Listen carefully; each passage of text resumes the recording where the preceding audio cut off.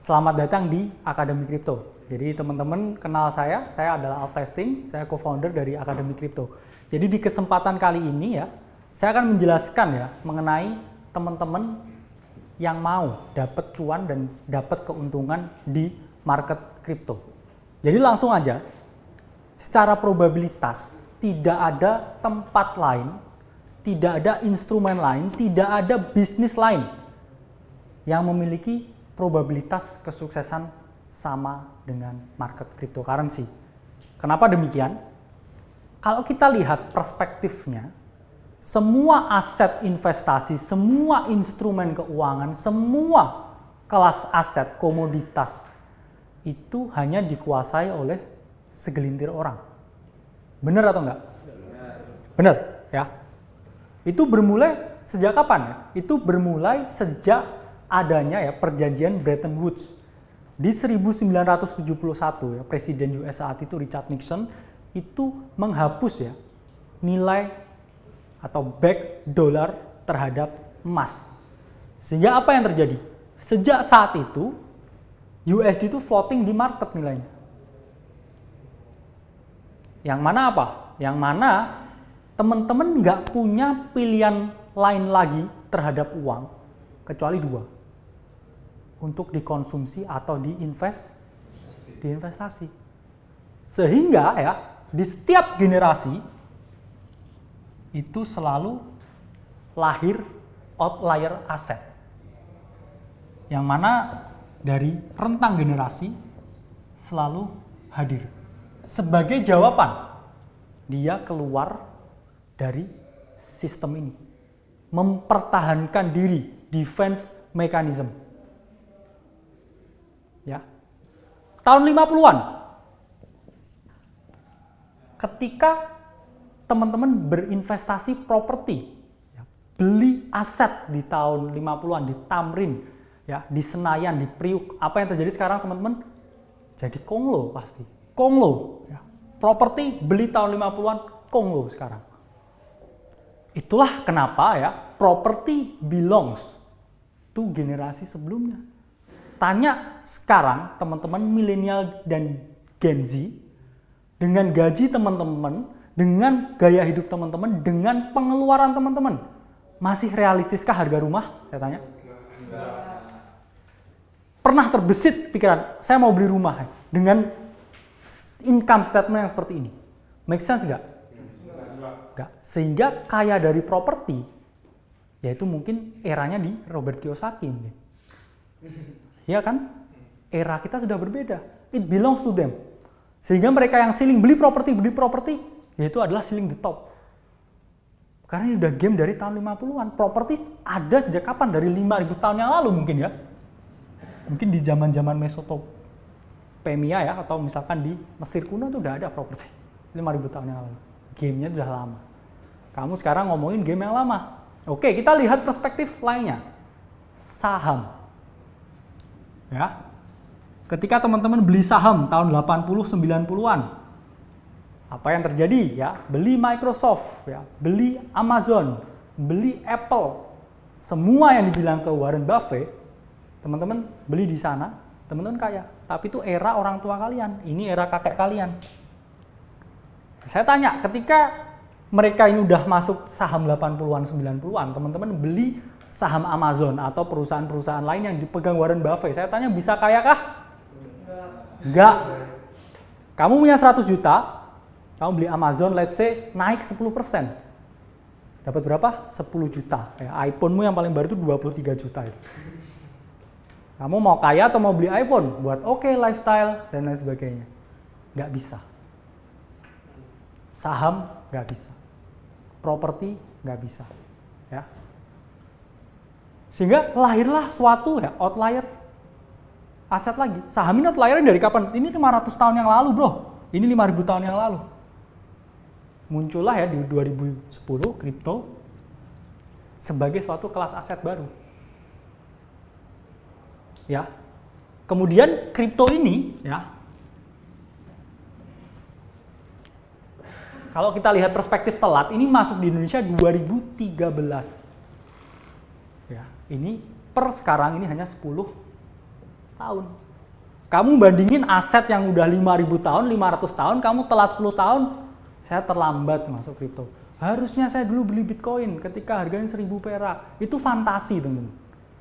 Fantasi. Dan inilah realitinya. Sehingga apa ya? Ketika teman-teman merasa telat, ya, berapa orang yang udah punya properti? Hampir semua orang, 100% mungkin manusia di bumi ini udah ada propertinya. Entah itu milik dia pribadi atau warisan. Saham, ya. Berapa indeks manajer yang udah masuk saham? Reksadana pasar saham. Berapa dana pensiun yang dimasukkan ke saham? Banyak. Sementara di kripto, ya, based on data, itu masih 3% dari seluruh penduduk di muka bumi yang berinvestasi dan memiliki aset kripto. Sehingga ada time advantage, teman-teman, dibandingkan 97% lain makhluk di bumi. Yang mana mungkin properti udah dikuasain orang di tahun 50-an, ya, saham dikuasain tahun 80-90-an. Udah jenuh, over kompetitif, ahli saham puluhan ribu di Indonesia. Ahli kripto berapa? Timothy itu cari saya itu kesulitan ya. Sulit bertahun-tahun dia mencari yang bisa mengajarkan ini. Karena kalian cari di buku, itu nggak ada ilmunya. Sumbernya dari mana ini? 3%-nya? 3% dari Research Bank of International Settlement. 3%. It means kamu early sekali di sini. Beberapa puluh tahun ke depan kamu bisa ahli di field ini. Sama kayak dulu ada ahli properti sekarang. Udah konglo ya, ahli saham udah konglo. Kita ngomongin game jangka panjang, 20-30 tahun ke depan. Ya, sehingga teman-teman harus punya perspektif ya, yang bagus. Bahwa saya masih early di sini. Kalau kita lihat dari segi kapitalisasi pasar, bandingkanlah dengan saham. Semua Bitcoin yang beredar, ditambah semua altcoin, koin-koin semua yang ada di ekosistemnya dikumpulin, yang nggak kelihatan itu, semuanya, itu kapitalisasi pasarnya kurang lebih 1 triliun dolar. Semua Bitcoin dan ekosistemnya. Lalu, saham dari Apple, ya, Apple Company, 3 triliun dolar. Semua ekosistem kripto kalau dibandingin dengan satu saham Apple itu 1/3, teman-teman. Ini cuma satu saham, teman-teman. Ini cuma satu saham. 1/3.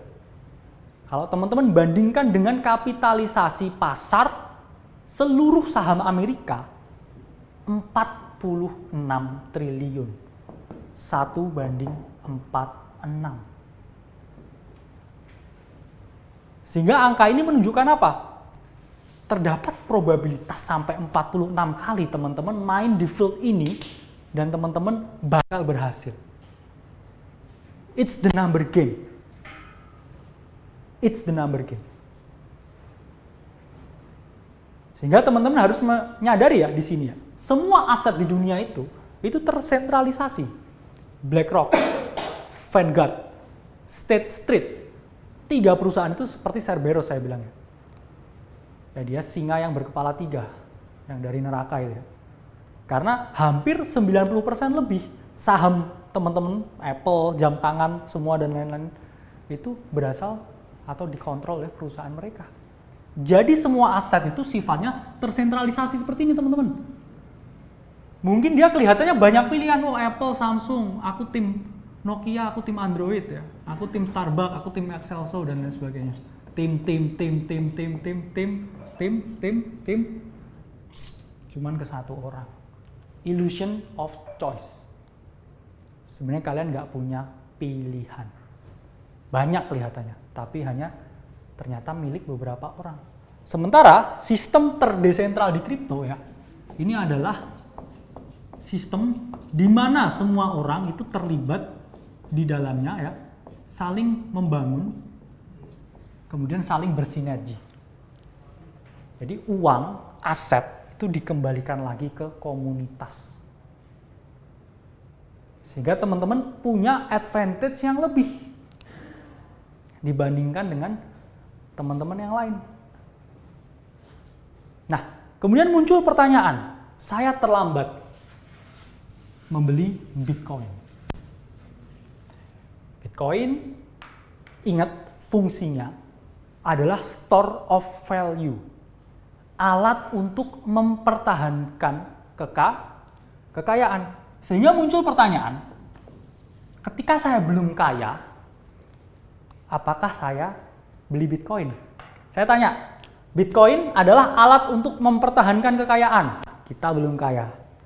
Ya, mungkin Bro Timothy ya, beliau ini udah besar di saham portonya udah banyak. Sehingga masuk ke Bitcoin itu untuk mempertahankan kekayaannya. Kita belum kaya misalnya.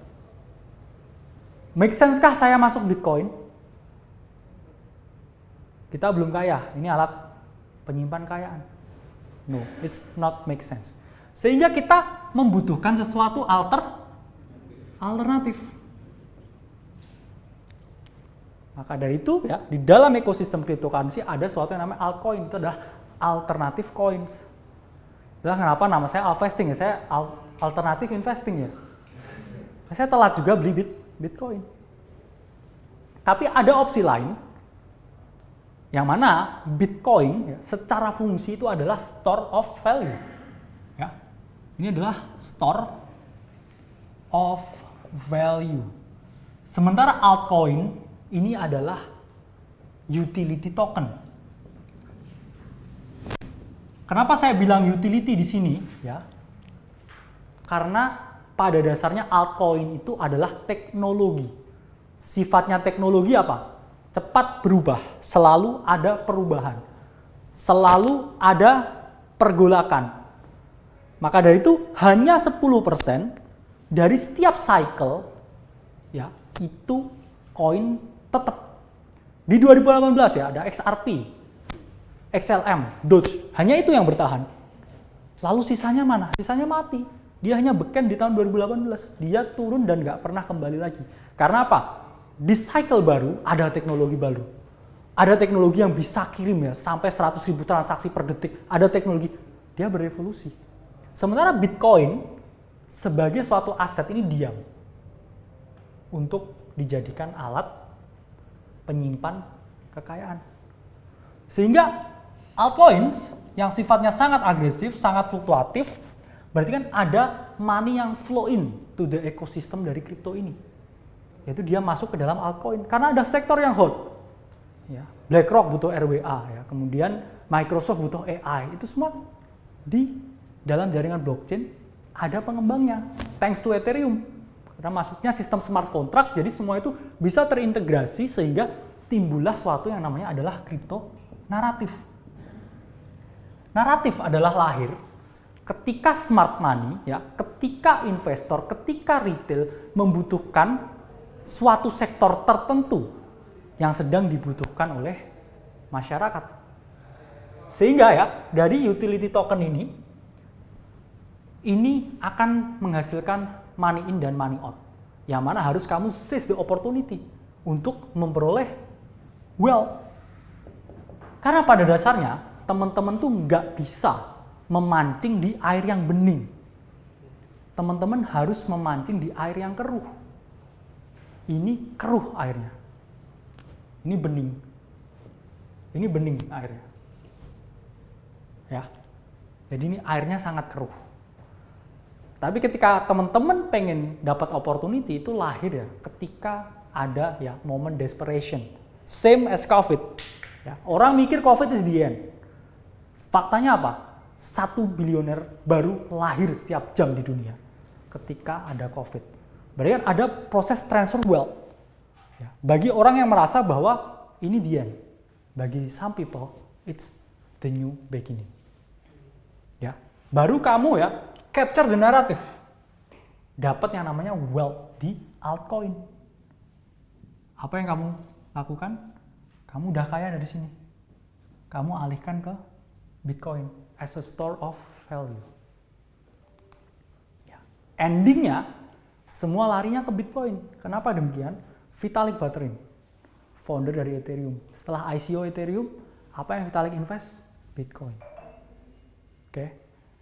CZ ya, founder dari Binance and BNB. Punya profit banyak dari BNB. Larinya kemana? Bitcoin. Kalian trading juga endingnya larinya kemana? Ke Bitcoin. Karena pada dasarnya portfolio sizes teman-teman itu selalu grow. Nah, sama kayak ketika saya mulai, benar-benar mulai dengan $2.000. Jadi kalau teman-teman ya butuh suatu motivasi, ya butuh sesuatu yang unwilling buat teman-teman. Saya contoh nyata. Saya hanya masuk kripto itu dengan benar-benar $2.000. Yang mana ya kurs saat itu kurang lebih 28 juta, 27 juta. Kurs sekarang mungkin di 30 juta. Dan itu berhasil ya, saya rubah ke $500.000. Dengan cara apa? Dengan cara yang sangat agresif. Sangat Spartan. Mengapa saya selalu bilang, teman-teman yang punya impian trading for living, it's impossible. Kecuali teman-teman punya dana liquid cash 3 miliar. Itu ada studinya. Atau 20 kali biaya hidup tahunan. Setahun misalkan 100 juta. Berarti teman-teman harus punya cash sampai 2 miliar. Sehingga trading for living, it's not a game for beginner. Buat yang masih cari wealth, kalian harus kerja. Gedein portfolio sizes-nya. Jadi, ketika kalian masuk ke dalam market cryptocurrency itu benar-benar uang dingin, teman-teman. Uang yang siap hilang. Jangan, aduh saya besok bayar cicilan, cut loss. Aduh, besok saya harus bayar biaya kuliah. Ya udah ini lagi running profit. Saya close. Waduh, besok ternyata masih tinggi lagi ya. Itulah pentingnya uang dingin. Di level saya pun juga masih ada ya, fixed income. Jadi ketika kripto jadi 0, it's okay. Ya.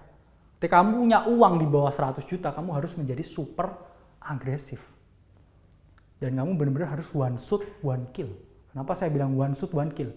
Kalian punya uang banyak itu punya banyak peluru di sini ya. Salah berkali-kali nggak apa-apa. Peluru saya cuma satu ya. Orangnya lari. Saya mau nggak mau harus tembak langsung kepalanya. Headshot. Makanya dari itu saya selalu jadi bajing loncat. Dari naratif tuh naratif. Jadi bajing loncat. Ya. Lompat ke sini ya, lompat ke sana, lompat ke sini, lompat ke sana. Dari setiap naratif tuh naratif, tuh naratif, tuh naratif, tuh naratif. Loncat-loncat dari naratif. Sama ya, saya mengajarkan teman-teman untuk menjadi seorang kontrarian. Jangan jadi follower. Apa di sini maksudnya? Ya jadi follower itu ya ketika teman-teman ini udah tinggal cuma ngikutin ya.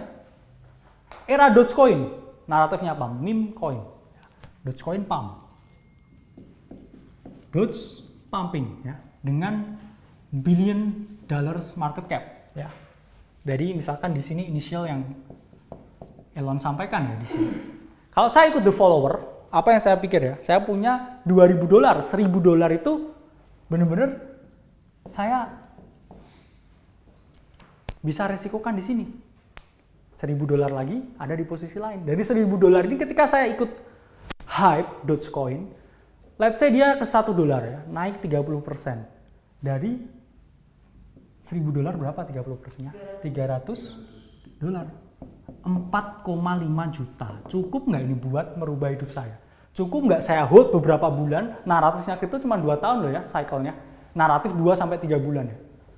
Sehingga saya nggak berpikir, ketika saya jadi follower di titik ini, saya earns nothing. Saya nggak mau uang ini jadi nothing. Uang ini saya siap hilang. Apa yang saya lakukan? Saya jadi seorang kontrarian. Dari $1.000 ini, saya invest ala VC, ala venture capital. Jadi dari $1.000 ini saya bagi 10 ke protokol koin-koin yang mengusung naratif meme juga. Oke, dari sini saya invest $100. Kemana? Ke Shiba Inu. Ya. Jadi saya juga salah satu early investor di Shiba Inu. Ya. Ada $100 lagi. Saya investasikan kemana? Koin namanya Akita Inu. Ya, jorok-jorok ya namanya. Ada inu-inunya. Ya. Kemudian $100 lagi ke Dogelon. Ya, ada koinnya. Terus $100 lagi ke koin yang namanya hook. Dari sini ya, ada 100 lain ya, 100 lain. Kemudian dari sini ada beberapa pun yang berhasil, saya udah jackpot. Invest ala visi. Jackpotnya gimana? Saya investasi Shiba Inu dari $100, 1,450 juta. Peaknya di Binance itu jadi 1,78 miliar. Dari 1,4 juta. Aset mana? Ya, saya tanya. Aset mana yang bisa memberikan return 17.000 kali? Ya. Kemudian saya masih ingat ya, di Akita Inu ya. Di Akita Inu saya invest ya. Semua documentednya ada saya. Dari transaksi ya, screenshot, kemudian riwayat di Twitter, di Telegram, di Discord saya dulu. Oke, di sini saya juga 400 juta ya.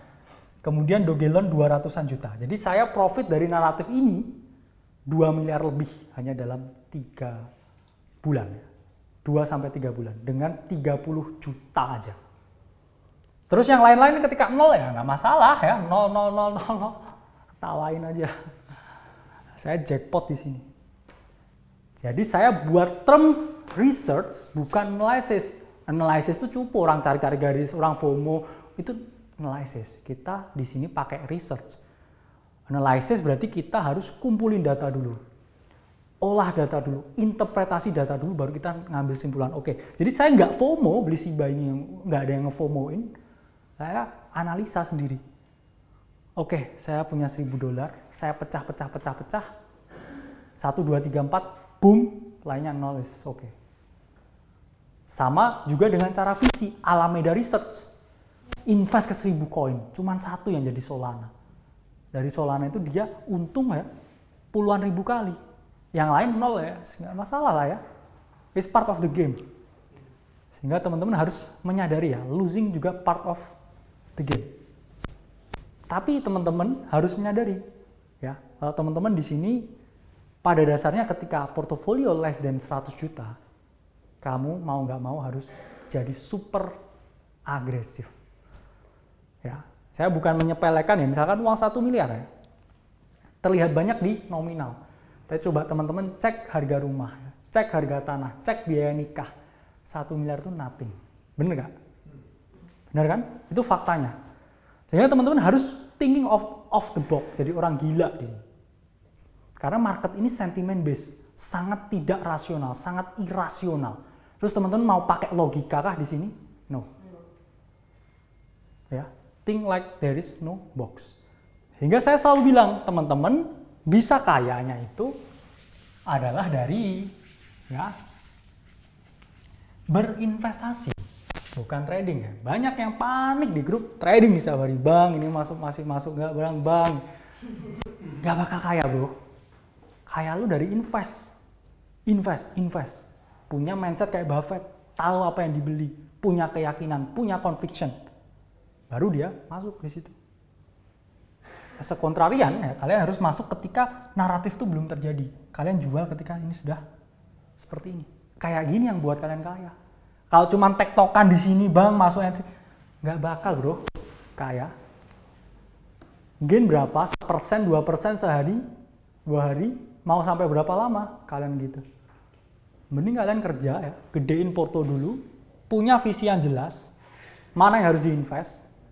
Di situ baru kalian punya chance untuk bisa sukses dan thrive di market ini.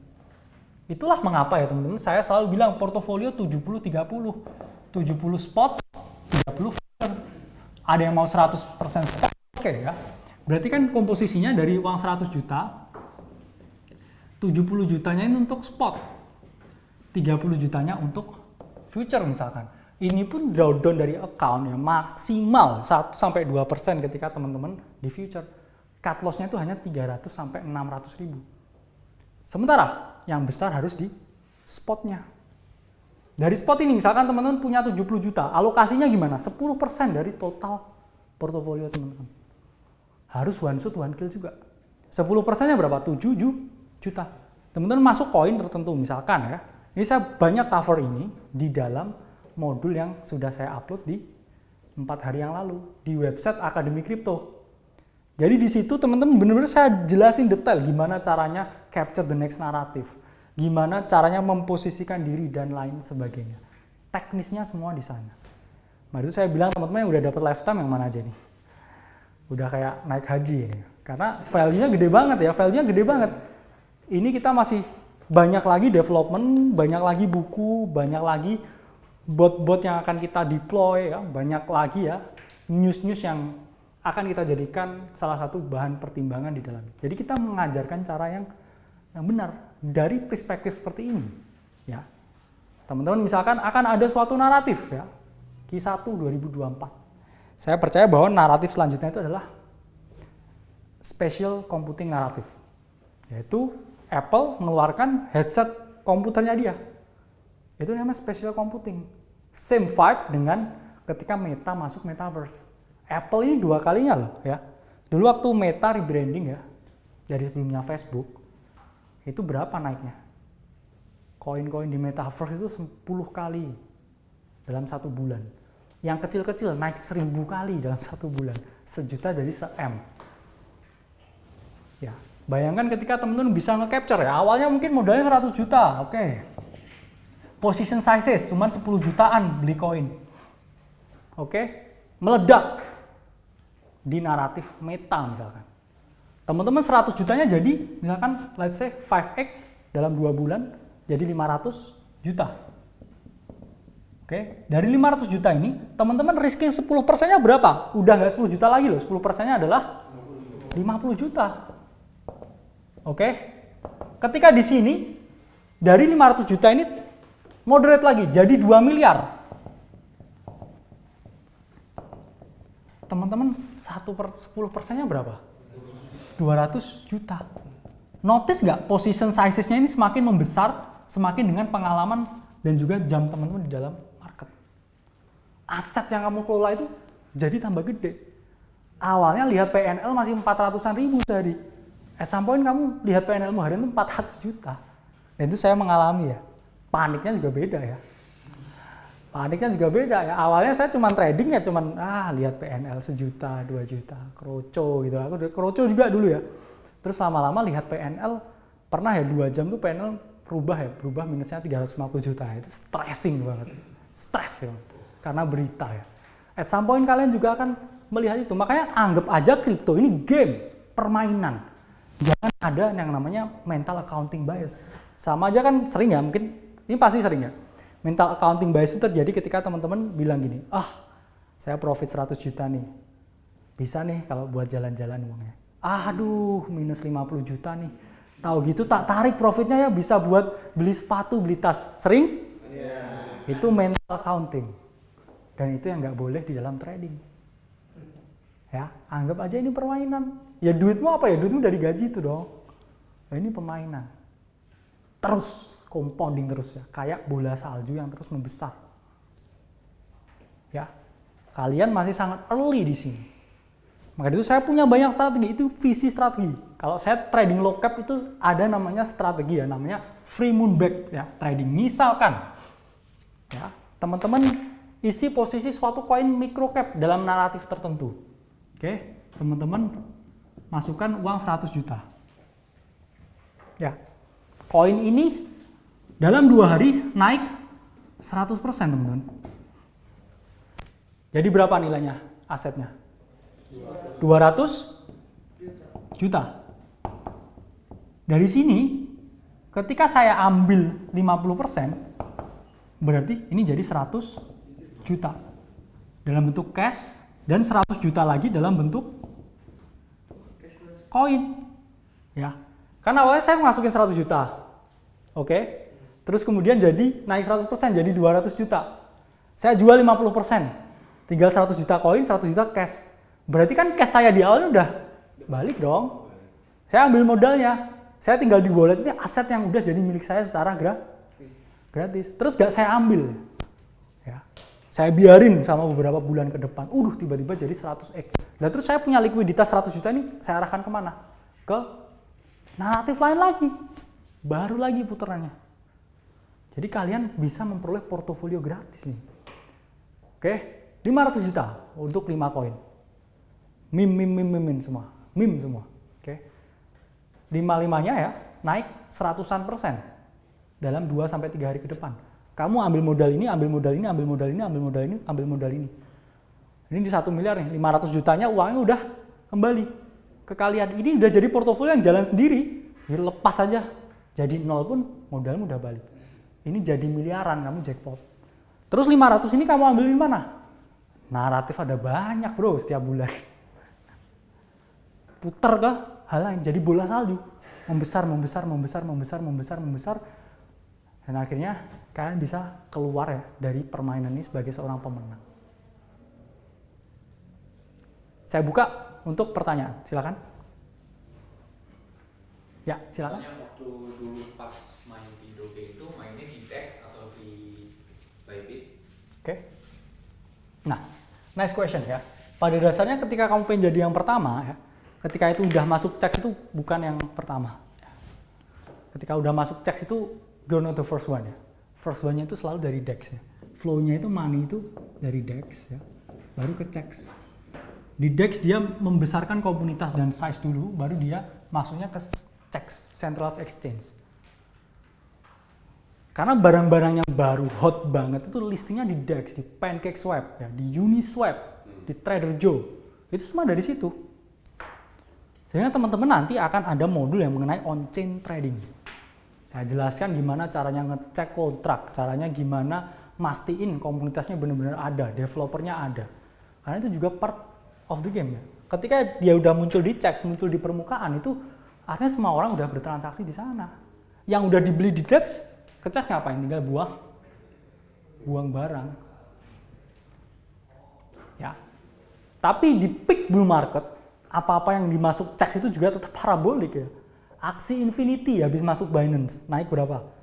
Sekitar 200 kali lipat setelah dari Binance. Ya. Kemudian Solana habis dari Binance pun tutup mata pun 2 bulanan itu hampir puluhan X juga. Itu setelah masuk Binance. Itu kita ngomongin peak bull market dan alt season. Peak itu di situ. Sehingga benar-benar teman-teman manifest uang yang masuk ke dalam protokol kripto. Teman-teman harus memposisikan diri yang tepat di situ. Pada dasarnya, saya juga jujur, banyak keberuntungan yang terjadi ketika saya flip the money. Tapi keberuntungan itu hadir ketika persiapan datang dengan kesempatan. Tujuan saya di sini mempersiapkan teman-teman. Ketika opportunity itu datang, teman-teman bisa seize the opportunity. Jangan ketika datang baru teman-teman belajar. Basah dulu, baru payungnya datang. Baru jas hujannya datang. Kamu sekarang saya siapin payung. Nanti waktu hujan duitnya datang, kamu tuh udah bisa take the advantage ya. Nadain airnya, nadain likuiditasnya. Nadain duitnya. Prepare dulu. Itulah mengapa pentingnya investasi di edukasi. Kenapa? Kamu mau beli bertahun-tahun ya, pengalaman saya ini yang sudah saya percobaan trial dan error ya, atau kamu tinggal copy sistem yang saya punya yang sudah proven ya. Saya juga masuk di Discord Akademi Kripto ya. Baru 2 minggu ya, teman-teman lihat semua testingnya di situ. Itu adalah proven system yang sudah saya ajarkan di murid global. Nggak harus semuanya trading future juga. Spot is the key, is the king. Nah, banyak ya yang degenerate itu sensasinya sama seperti judi. Karena ternyata ada ya teman-teman datanya dan juga penelitiannya bahwa lihat PNL merah dan hijau itu sensasinya sama kayak teman-teman main di kasino. Dan bayangkan ketika setiap hari mantengin itu, teman-teman jadi addict banget. Serasa ingin di-trade terus, serasa ingin lihat PNL terus. Itu penyakit. Ya, kenapa kamu nggak cari kesibukan di luar, dapat duit, investasiin di sini biar jadi beratus-ratus kali lipat. Dari beratus-ratus kali lipat itu kamu tunggu lagi ke cycle selanjutnya jadi beribu-ribu kali lipat, berpuluh-puluh ribu kali lipat. Selesai. Gamenya kayak bola salju yang terus berputar. Ya. Jadi jangan langsung mental accounting. Aduh, enak nih ditarik profitnya buat beli ini tuh. Tahan. Frugal dulu. Struggle dulu. Baru teman-teman bisa meraih hasil yang teman-teman inginkan. Ya, silakan selanjutnya. Ayo, silakan. Pak, sorry. Oke. Untuk yang project-project, misalnya sekarang yang masih kecil, Oke. based on experience, Ya. dari orang yang udah lihat project dari kecil udah sampai gede, Ya. apakah kakak masih lihat ke depannya akan ada lebih banyak lagi project-project kayak gini? Karena aku lihat kan, let's say ini market yang Ya. tadi if compared to Apple 1:3 ya. Iya. Dan dalam arti kata kedepannya kalau crypto ini makin diaplikasi di dunia ini, Ya. secara otomatis akan makin gede kan ya? Ya. Akankah kedepannya akan ada kayak project-project kayak gini? Iya. Dan kayak gimana untuk spot lihat gitu? Nah, ya, at some point teman-teman, market ini akan dewasa. Dan ketika market dewasa, teman-teman airnya itu jadi bening. Sehingga teman-teman udah nggak gampang lagi mancingnya. Sama kayak saham, 2/3 volume trading saham di US itu adalah robot, bukan retail. Jadi para institusi besar yang saling membunuh dengan algoritmanya. Ya, BlackRock punya Aladdin ya. Kemudian Bridgewater punya Ray Dalio juga punya trading algo sendiri. Teman-teman lawannya robot akhirnya. Ketika market ini sudah sangat efisien, market cap-nya udah gede, udah nggak gampang digerakin, udah nggak ada yang FOMO, itu semua cuma robot. Nah dari itu SEC sekarang pun juga mulai menggodok ya, aturan untuk crypto ICO ya, harus wajib KYC, harus di region ini, harus punya slip pajak, itu kan suatu bentuk dari batasan. Yang mana ketika ini sudah jadi over-regulated market kayak saham, susah nggak cari 30% sehari? Nangis. Kripto 30% sejam bro. Iya nggak? Nangis. Karena udah nggak bisa lagi memancing di air yang keruh. Maksimalkan air yang keruh ini. Untuk kamu take advantage buat kamu menggelindingkan bola salju yang lebih besar. Oke, next question. Maybe last one. Ada? Ya. Menurut bro tentang ETF gimana? Nah, pada dasarnya ETF itu ingin ya men-take kripto ke next level lagi. Ya. Maka dari itu kita lihat berbagai komoditas seperti gold setelah ETF-nya di-approve itu langsung parabolik. Kenapa? Karena aksesnya itu kerannya dibuka ke seluruh masyarakat. Sekarang belum ada reksadana kripto kan? Reksadana pasar uang, reksadana pasar saham ya. Reksadana obligasi. At some point reksadana kripto itu bisa dibeli oleh orang yang pensiunan dari Jiwasraya. Gimana bayangin teman-teman? Exposure teman-teman sebelum itu terjadi aku udah invest Bitcoin dari dulu. Berarti ETF ini bakal bikin keruh ini jadi bening juga, cuma kita masuk dulu. Kita masuk duluan. Nggak ada waktu yang lebih baik selain detik ini juga. Kenapa detik ini juga? Saya 2024 tuh kita akan bullish. 1, ETF mungkin di approval. 2, Q1 itu selalu bullish outlook-nya. Terus apa lagi? Bitcoin halving Mei 2024. Terus juga Apple juga masukkan kripto ke ekosistemnya. Positioning kita itu udah cukup lumayan bagus. Tinggal kita emosi nggak dan siap nggak mengeksekusinya di saat yang tepat. Itu pertanyaannya. Saya cuma nyiapin kalian jadi eksekutornya. Yang pegang pistolnya juga tetap kalian. Yang berani ngeksekusi juga kalian kan. Itu uang kalian sendiri. Kita bukan pengelola dana. Kita siapin kalian jadi algojo. Yang nembak rusanya juga tetap kalian. Pakai tangan kalian sendiri. Nah, inilah pentingnya ya. Saya share edukasi ini. Karena daripada kalian drawdown bertahun-tahun ini pun nggak bisa kebeli bro. Timingnya nggak bisa kebeli. Mending berinvestasi kepada apa yang kami sampaikan daripada teman-teman trial and error sendiri. Karena itu akan menjadi lebih mahal. Waktu nggak bisa dibeli. Uang bisa beli edukasi, tapi waktu nggak akan pernah kembali. Ya, itu aset yang paling berharga. Information. Kita ada di era informasi, bukan lagi di era barang dan jasa. Kita hidup di era informasi. Apa yang terjadi di sosmed setiap hari? Pertukaran informasi. Informasi, data. Itulah yang terjadi saat ini. Jadi ketika teman-teman pengen jadi pemenang ya, kuasai informasi.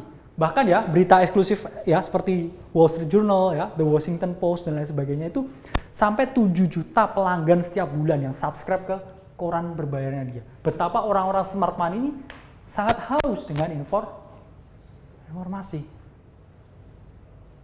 Sehingga kita juga harus take action, berinvestasi pada pendidikan. Tujuannya akademi ini adalah melahirkan trader yang mandiri, bukan disuapin terus.